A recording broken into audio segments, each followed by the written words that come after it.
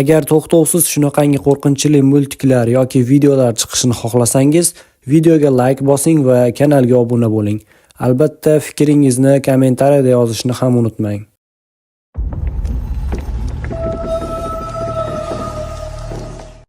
Salom, mening ismim Yuri. Bu voqea 4 yil oldin sodir bo'lgan, lekin meni hali ham o'ylantirib kelmoqda. Buyuk Britaniyaning issiq yozida kunimni maroqli o'tkazayotgandim. Keyin men, onam va kichik singlim buvamlarnikiga bordik. Qorong'u tushguncha u yerda qoldik. Uyimiz oldiga mashinani qo'ygach, hammamiz mashinadan tushib, eshikni yopib, eshiklarni qulfladik. Eshik tomon yurdim va yotoqxonam derazasiga ko'zim tushdi. O'shanda ko'rdim, parda ortida qora soya biroz egilgan holda xira-shira bo'lib ko'rinar edi. Uyda yana bir singlim qolgan edi. O'sha meni qo'rqitmoqchi bo'lyapti deb o'yladim. Uni chaqirdim, ammo soya qimirlamadi. E'tibor bermadim, keyinroq bu haqida kulishamiz deb o'yladim. Ammo ichkariga kirganimizda yuragim orqaga tortib ketdi. U divanda o'tirib dars qilayotgan ekan. Vahimaga tusha boshladim. Derazamdan menga qarab turgan kimnidir yoki nimanidir aniq ko'rgandim. U akam emasligi aniq edi, chunki akam qattiq uyquga ketgandi.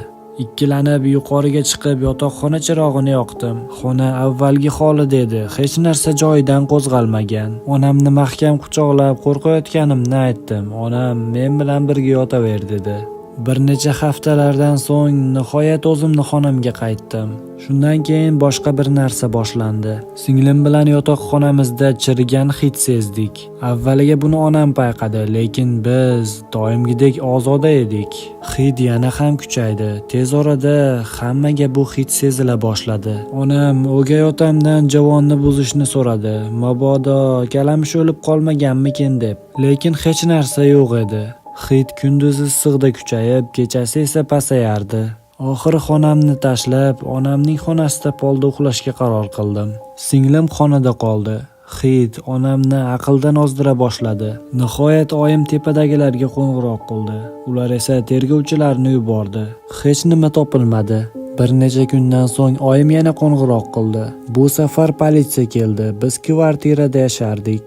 Ofitserlar barcha qo'shnilarni va tepadagilarni so'roq qilib chiqdi. Eshik qulflangan edi yoki shunday bo'lishi kerak edi.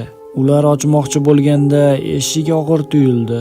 Nihoyat ochildi va uni topishdi. Eshik ortida keksa ayolning jasadi yotardi.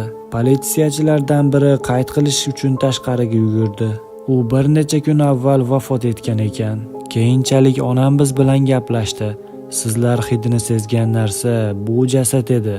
Biz hayratda qoldik. Singlim uning o'limi sababini so'radi. Onam aytdilarki, ular aniqini bilishmaydi. Insult yoki yurak xuruji bo'lsa kerak dedi. Eng achinarli tarafi, uning oilasi yo'qligi ma'lum bo'ldi. U yolg'iz yashadi va yolg'iz vafot etdi. Hamon o'ylayman, derazamda ko'rgan sharpa u edimi? Balki u yordam so'ragandir. Balki hali ham men bilan bir xonadadir. Kanalimizga obuna bo'ling. Bizda sizlar uchun dahshatli hikoyalar.